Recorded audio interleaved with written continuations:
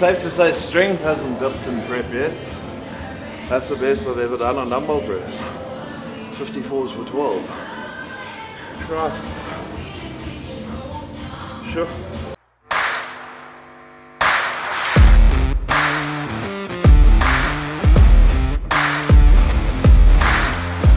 Hey, it's Mr. Dev Corke, the YouTuber.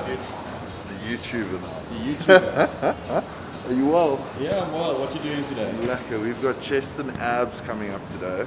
Okay. And it is fucking cold, so I need a long warm up. But yeah, let's get going.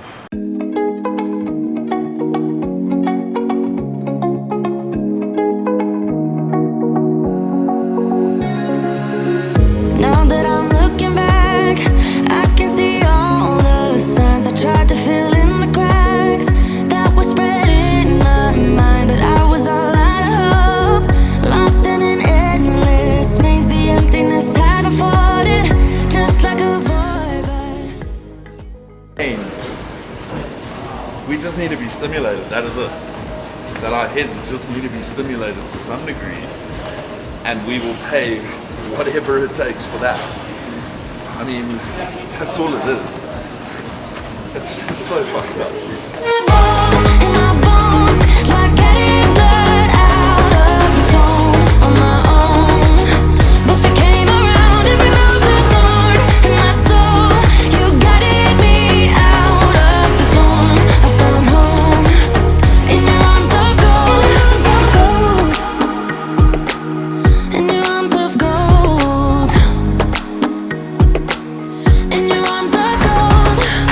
It's funny how easily a life can be torn apart. Why couldn't I simply see that I was sick at heart and I am in deep debt? The climb we did was unreal. You made me so speechless. I just can't believe it. You broke the coldness somehow. So that's just a little capsule warm-up video on all my push days. Just to get your rotator cuff moving, your whole shoulder capsule nice and warm. Because any pressing movement that you use, any multi-joint movement, compound movement, it needs to be fully warm before you can load it. So before any working sets, before even any push-ups or anything, I do that. Just with some cable pulls, just to get some blood moving around and warm it up, especially because it's so fucking cold right now. The storm, I found home in your arms of gold, in your arms of gold, in your arms of gold. I rise from the ashes with pins and patches. We carry on. I rise from the ashes. I heal from your passion. My doubts are gone.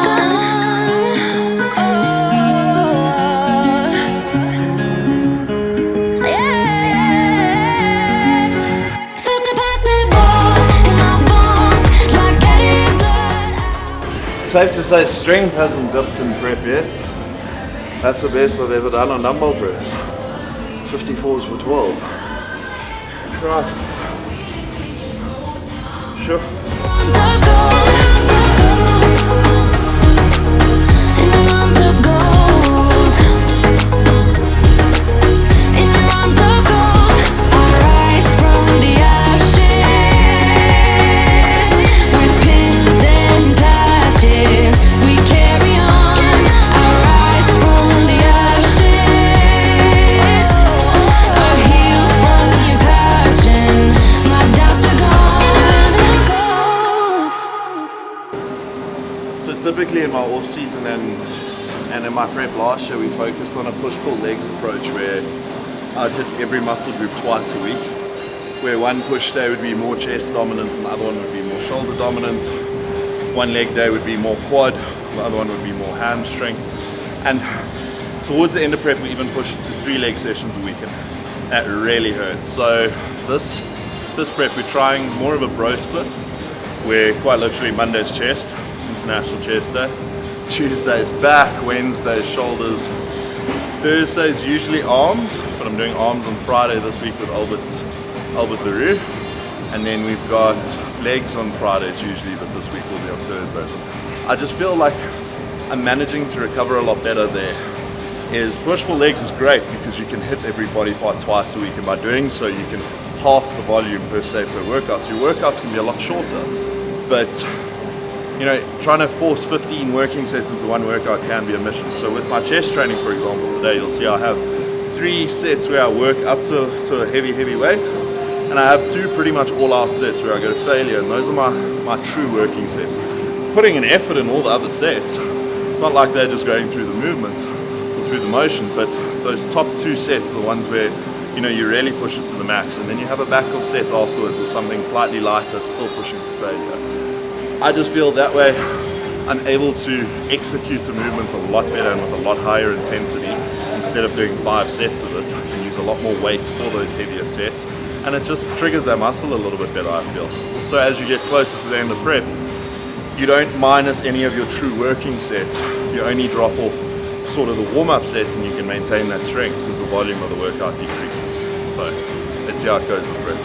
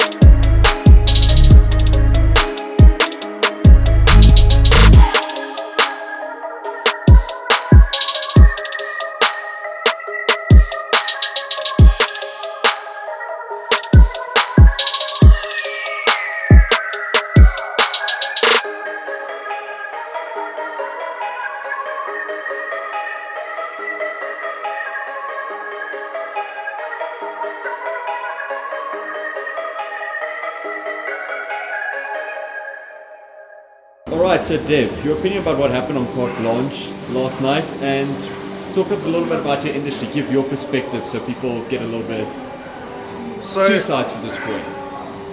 I'm really upset about it because it was someone who knows very little about this industry, about the sport quite clearly, because I mean the main topics spoken about were performance enhancing drugs and how much sacrifice you have to make for a sport. There was not one positive mention. There wasn't the mention of how it builds you as a person, how it can build your self-confidence, how it can help your mental health, how it helps you be healthier in other senses.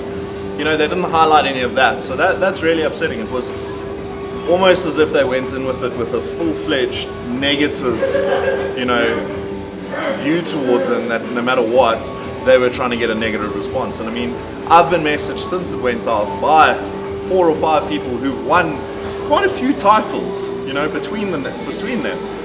And they were approached by Carte Blanche, who then turned them down after the stories they told were positive and uplifting and highlighted the good in the sport. So that immediately tells me that there was an alternative agenda behind it, that from the get-go their mission was to, hurt this. And that's why I'm not really fazed about it, is because who watches Carte Blanche anymore?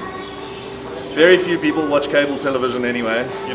Most of my friends don't even own the STV anymore, so I'm not too worried about it like that. But being a part of my industry is so much more than just taking drugs and lifting heavy things. That's the premise of it, is lifting and throwing around heavy weight, and having this anger and this aggression towards training. But it's not always that.